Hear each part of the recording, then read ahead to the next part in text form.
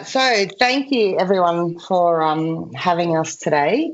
I'd also like to acknowledge the traditional lands and the unceded lands of the Aranda people who lead Children's Ground here in Central Australia, as well as the Larrakia people and many other nations that live in Darwin and lead Children's Ground up there. And the Balmoral families who lead Children's Ground on a very small outstation in West Arnhem Land. I'd also like to acknowledge the country that everyone is meeting on today from wherever you are, and always acknowledge the elders and the old people who have led for generations and the emerging leaders and little ones coming up as the next community and cultural leaders. I've been working at Children's Ground for coming up 10 years, and I'm the Director of Research and Evaluation. I was going to be joined today by Veronica Doolan, who is an Aranda woman, lives here in Central Australia, and is our Cultural Integrity Head of Research and Evaluation in Central Australia and across our other communities, but unfortunately Veronica hasn't been able to join us today. There's a big funeral on, and so many of our staff have gone to the funeral today. I'm sorry that that's the case, and I'm probably more disappointed for you all because Veronica she just brings to life these principles in ways that I will do my best to. And I think that's it. So I'm going to talk to you a little bit about Children's Ground very briefly. I've got a video that sounds a bit low because it's coming from my computer, but Naomi, I wonder if there's a way to just put a mic next to the speaker there. And I'm not going to talk a lot about Children's Ground, but I just feel like a bit of an introduction might help. And then our session today is really about you guys and us unpacking the research and evaluation principles for Children's Ground that have been developed by our First Nations governance groups over a few years.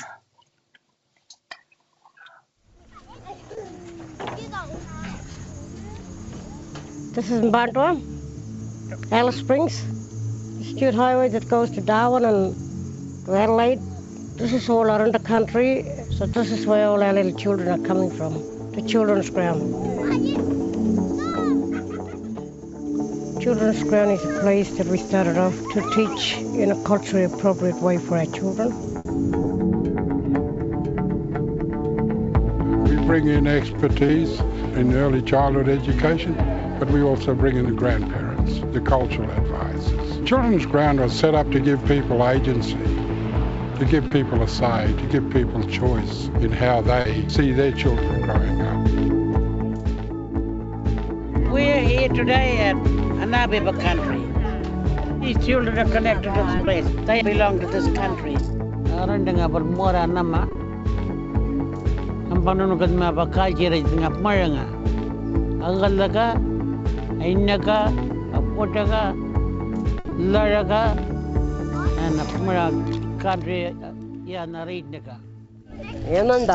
Yananda tree, that's their language. In our language. For many of us who are privileged in this land, our children walk into a school where their language is being taught, where they feel comfortable, where the knowledge system is there. But we've denied that basic right to First Nations people for generations. They can learn in education way, they can learn in another way. We have an approach that's designed and led by First Nations people that is creating change. Things that you see in the mainstream schools, they're part of our curriculum as well, like they're still learning writing, they're learning maths, they're still learning about science, the weather, the environment, And I love to go at bush and to learn. At the heart of what we do is the integrated system that has always been part of the life and culture of Aboriginal people.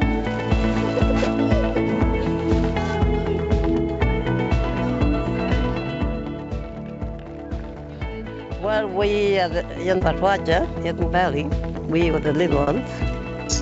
We're teaching bush medicine, and now the place open. It's different because we run it. We're teaching the children. This is a skin name exercise. What? Which one is yours? It's me. Yay! We want to do it our way.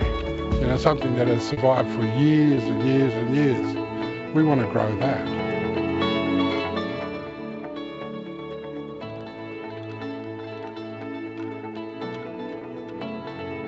The participation of people, the smiles on people's faces, that gives me hope.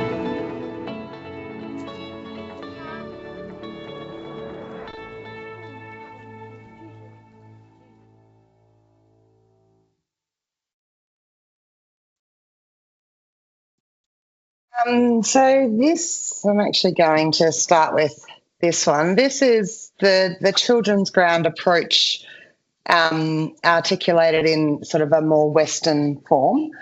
Oh gosh, we're on automatic slides. Sorry, everybody. And so it talks about in the middle there with the yellow bars, this is really what Children's Ground delivers in every community, and it looks different in every community because it's designed by each community.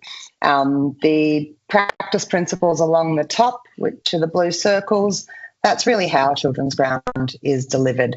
So while what you deliver is important, how you deliver it is really what will make the difference.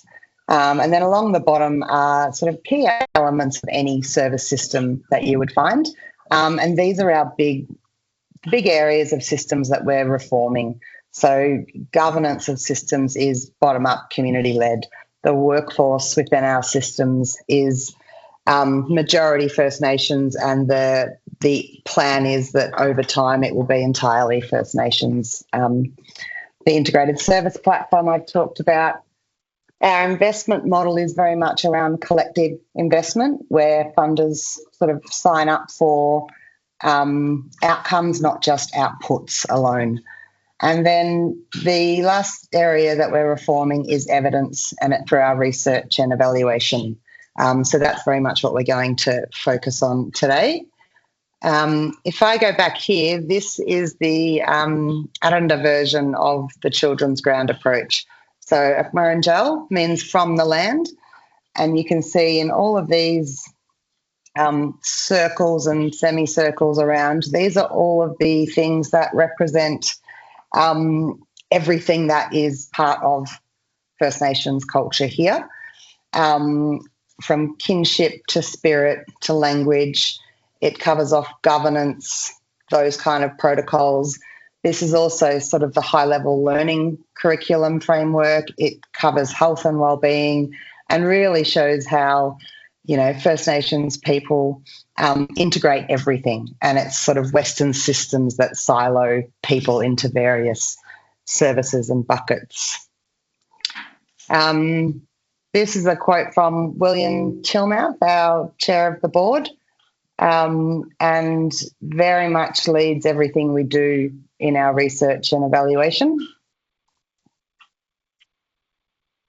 We have both a Western evaluation framework and cultural evaluation frameworks. So this ensures that while Children's Ground is about everything being First Nations first and culturally based, because we know that there are many out there with power and influence who don't respect a First Nations cultural way or approach, we need to maintain some Western elements in our research and evaluation as well, so that we can get our evidence out there of the impact of the Children's Ground approach to different audiences. So we have both cultural and Western evaluation frameworks, and our First Nations staff and families from each community are very much part of our evaluation from the beginning to the end. This is just a photo of the process that we went through, articulating what each element of this painting meant and how it would be used for the cultural evaluation. So now I'm going to just talk briefly about our research and evaluation principles. So These have been developed over a few years and very much developed from the ground up, from people's experiences. So we first developed these, I think, back in 2018 when we were really quite small and mostly delivering in Central Australia only. And we all talked about people's experience with research and then mapped out all of the positives and negative experiences that people had had, and then sort of looked at all of the things that people had written down and commented and tried to group them into a way that we could articulate, these principles for use internally with our evaluation, but also with external researchers wanting to do research with Children's Ground. And they've sort of had different iterations and forms over the years. And as we go through them, you'll see they very much connect with all of the work that Wendy and Amali have presented, but we didn't start with that. We started with people's experiences, and as William said, Aboriginal people have been researched to death, so many people had a lot of experiences with research and so could really easily talk about things that worked well and things that didn't work well. So now what we want to do is just a quick activity, which will be different for online and people in person. So if you're in person, I believe these principles are up on the wall around you. And we just want to ask everyone to grab a few Post-it notes and pick 3 or 4 of these principles and write down what you think they mean.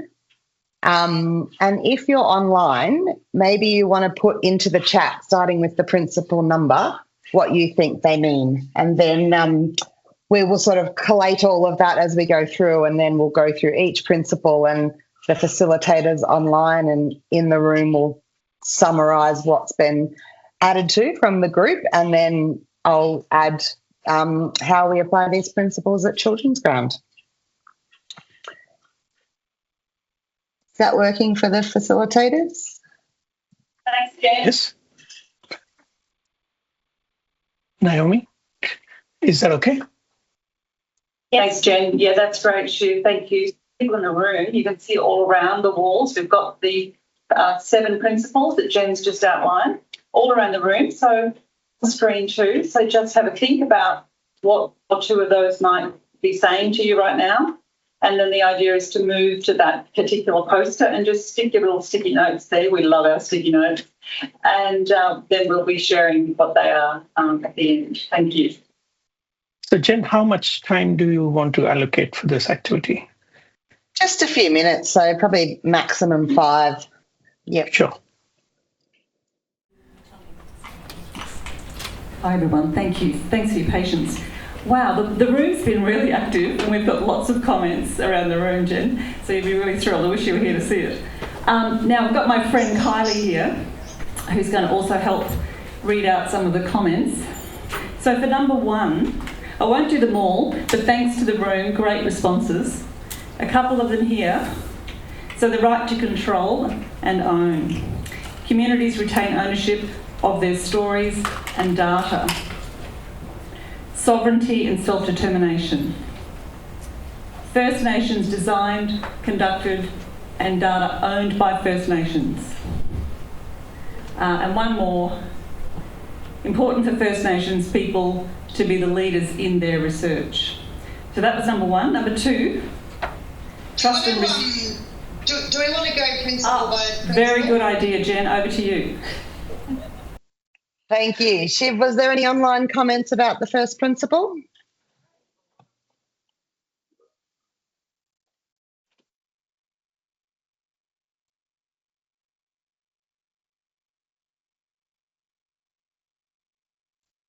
No. I mean, I think they are great summaries in the room and very much aligned with the same way that we think about this principle. For us, this is also about people having the right to decide what research happens on their country and with their families.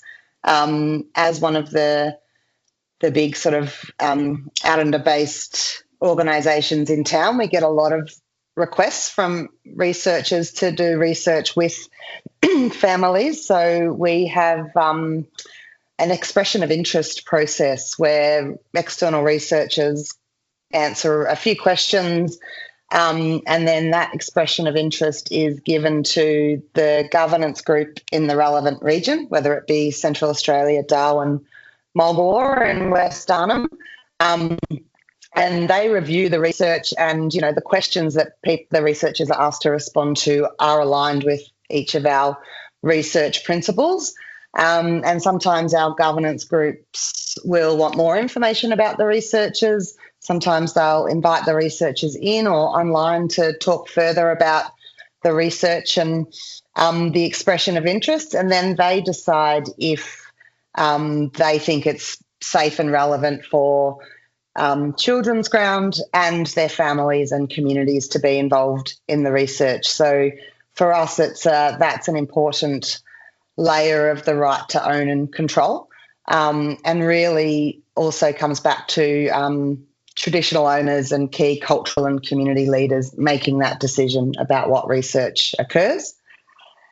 But definitely also the co-ownership of data, acknowledgement as first authors sometimes in publications, all of those kind of things that sort of come back to the rights of First Nations people to own and control everything that is happening about them. Do you want to go to the second principle, Jen? Or Janelle, the Jen's team. So the second one here, we've got lots of great contributions, but one is important to trust and respect the values of First Nations and to listen to their story. Spending time in the community, building trust and relationships. That's a really, really big one. And taking responsibility for the knowledge you are enacting and passing on. I think it's a really interesting one. There are multiple comments on the chat as well. So trust and respect has to be earned, ethical and relational responsibility to all involved, treating with respect and valuing their knowledge, trust from the start, and trust and respect will be earned, not assumed or expected. Excellent. Again, that is very in line with how we think about this principle. We also look at this from the perspective of, as well as building relationships, as responding to the pace and the manner in which the research can be done to ensure that we're walking alongside First Nations people and not in front of. And so building that trust, and, some of our practical examples, as Naomi and Bridie will be able to tell you, is they've come on visits where for the first week or two they purely volunteered with Children's Ground and, went on learning sessions with kids and families and went to community events and flipped sausages and just spent time in and with our staff and our kids and our families and became that familiar face.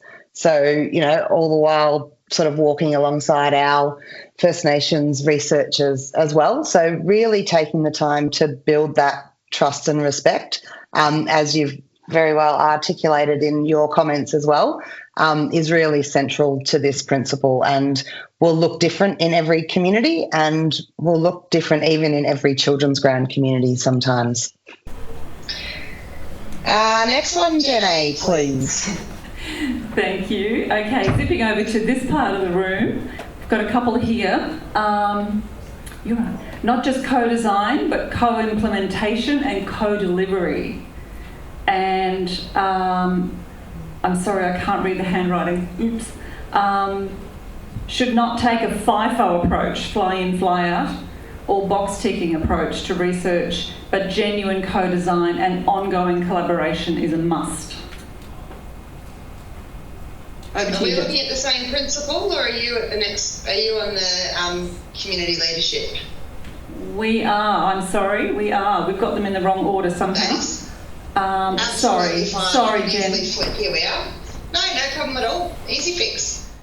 Shiv, any online comments? Yes. So there are two research agenda setting proposed questions identifying key areas and needs of the community that requires research and evaluation must be led and consider the participation of the community members. And I have made a comment, it should extend across the research lifecycle from shaping research questions to governance, to translation, to access better healthcare. The whole idea is to really closing the health inequities. Excellent. And that's exactly the same for us. And we've been involved with research where people have come with very clear research questions, but it's, that's been approved by our governance group because they thought the topic was important, and it was a small contribution from Children's Ground. And then we've worked with other researchers where it's been a much bigger research project. And, even when researchers have come in with their own questions and tools, they've very much worked alongside our First Nations governance and researchers to test those tools and to talk about the language and how questions are asked and all of those kind of things, which are so important for the engagement to go through local people and to have the ability for people to be able to talk and respond in first language as well is really critical part of why community leadership from beginning to end is part of everything that we do. This also includes, like people have said, it includes starting with what the research questions are and the data collection tools, as well as data analysis right through to reporting and publication. And we've had, good and bad experiences with that at Children's Ground. One of our negative experiences was part of the reason that we developed the expression of interest process. So it's, it's not always something you see coming when it's a negative experience. But for us, having the community researchers in our team and having our governance group and staff enfranchised in our research and evaluation from the beginning means that this is something that people engage with quite actively when it comes time to review an expression of interest and be part of deciding and defining what that research is and what it can look like with each of their communities. Next one, please, Jen. Okay, I'll do this one over here. We're on to local context and knowledge must be privileged, Jen, is that right? Yes, great. Got that right. Not assuming position of superiority as the researcher, acknowledgement that expertise isn't always acquired in a Western tradition. And another one, recognise place and country as an agent and people's relationships and proximity to place and country is as relevant to their epistemic authority. Oh, and here's another good one I like. Remembering that just because it worked in one context doesn't mean it will work here. Excellent. Yep. Shiv, any online comments? No comments on 4. No comments on this one. I think that's a great summary from in the room. For us, this one is also about recognising the local expertise in each community and each cultural context, and that just because you're coming in with a First Nations researcher from a nation across Australia, it doesn't mean that they're easily going to be able to slot into the local context and necessarily have that trust and respect automatically. And so it's very much around working with the people in each of the communities, and as we were talking about with the next one, ensuring their leadership, contribution and ownership over each part of the research. Next one. What are we up to? We're up to creating knowledge together. Kylie here. Lots and lots of contributions here in person. I'll just read some of them. Listening, reading, preparing, sharing, listening again, building on, checking in, drafting, sketching, co-creating. I like that one. It's an iterative circular process going there. Listening without expectation or assumption, genuine partnership, recognising everyone as bringing something to the table and valuing different knowledges, perspectives, expertise and ways of knowing. Involves trust, community, and the need to develop trust is very important for the creation of knowledge. And finally, one more, equality, the need to develop respect and to continue on work to support that relationship of respect. Wonderful. There are quite a few comments on 5. I'll just read 2. Kerry says Indigenous-led, community-led and co-design. The word together here to me denotes an environment of trust and reciprocity. Second comment is creating knowledge together is always such a heartfelt experience. And after 57 years, I'm still learning. Yeah, that's wonderful. And I completely agree. And, this one is definitely about reciprocity. And, as we've been talking about each of these principles, you'll see that they do overlap and there's common themes across each of them. And they're very interconnected. So if one isn't achieved, it's less likely that the others can be achieved. But reciprocity is huge here, and we've learned a lot about that as well. And we've learned a lot about the process of local First Nations people working as researchers with their own communities and the load that can have on people and the reciprocity required for that.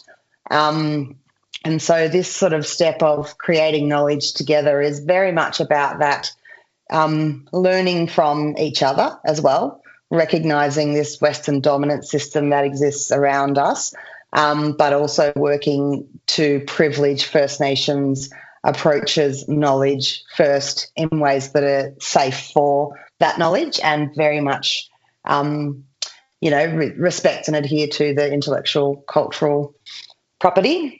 intellectual property, sorry.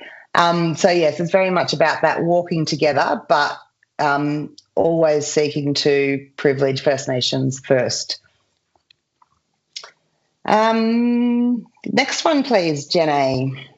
So knowledge into action. I like this one. Not just words, blah, blah, blah. I think we're guilty of that in the academic life, but real action with positive benefit for the community. Embodying the findings, not waiting for permission from Western systems to implement. Research needs to be directly applicable to the community. Never mind if it results in books and articles, it needs to actually be something that can be put into action to produce benefit. And this is another good one, not research on research, with and for. With that philosophy, we will be able to create something of practical application. Great. Shiv? No comments on 6. No comments. That's a great summary. And, for us, when we were talking about these principles back in the day, this was very much about people going, there's so much research done about us, but we never hear or see any of it. And it is never turned into action. And it sits up in that academic world and is rarely, accessible to people on the ground. So one of the principles people wanted was not only turning knowledge into action and impact, but actually holding, researchers responsible for contributing to that with communities and with people who, very generously participated in the research. So again, it comes down to that reciprocity, but also trying to build some action and impact from the research that is done. And the last one, please, Jenny. So only for the benefit here. So any research must be of actual benefit to the community, not just to academic research itself. Only doing research that addresses community priorities. the need to really question when, in an academic sense, we're doing grant applications, what benefit actually means, and not doing something just to know about it, just to understand the community. You need to work out what is needed to be achieved and determine what is actually needed on the ground. Any online comments? No comments, Jen, on this as well. Not for this one. That was a really good summary. You know, for us, through our expression of interest process, we've had researchers sort of write things like, you know, my research will inform the development of a national child development tool, for example. And that was the benefit to community that they'd listed in their expression of interest. So I think one of the comments from the room was really understanding and defining benefit, and, you know, it should be communities and research participants that are defining what benefit is. This one also connects to the last one in terms of defining what benefit is, with communities defining what benefit is and what action and impact is. And it also connects to some of the first principles around trust and respect and own and control in terms of, you know, paying the local First Nations research staff for their contributions, for their leadership, recognising that, you know, a lot of this research may not get off the ground if we didn't have local people. And if it did, it may not be as genuine as it could be if all of those other principles weren't put in place. And therefore, are you actually going to have benefits for the community coming out of this?